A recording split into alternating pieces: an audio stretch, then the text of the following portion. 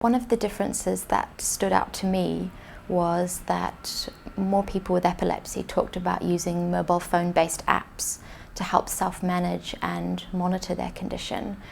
So they might have been more likely to note down the medications that they were taking, or register when and where they'd had their seizures, or perhaps even take videos or sort of record their seizure activity. So we didn't identify that in the migraine-based study as much. People with epilepsy talked about using that information in their consultations and how that was really beneficial. So people with migraine didn't do that as much. People in both groups used social media to gain support from other users online.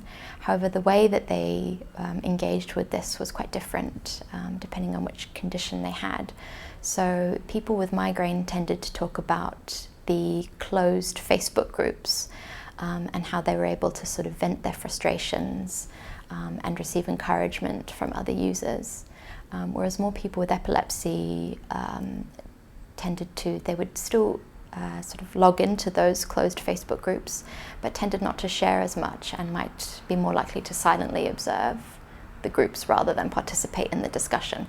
However, the key thing for me that really stood out was that both groups received benefits from that behavior. People in the migraine study tended to worry about sharing their migraine experience and perhaps burdening their friends.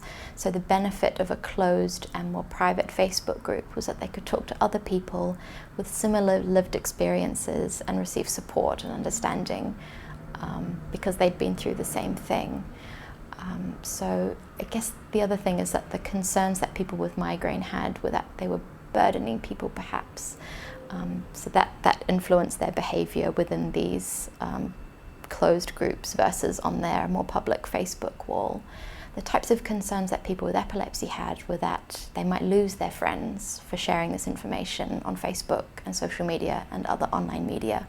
They might lose their job if they'd shared similar types of things on more public pages as well.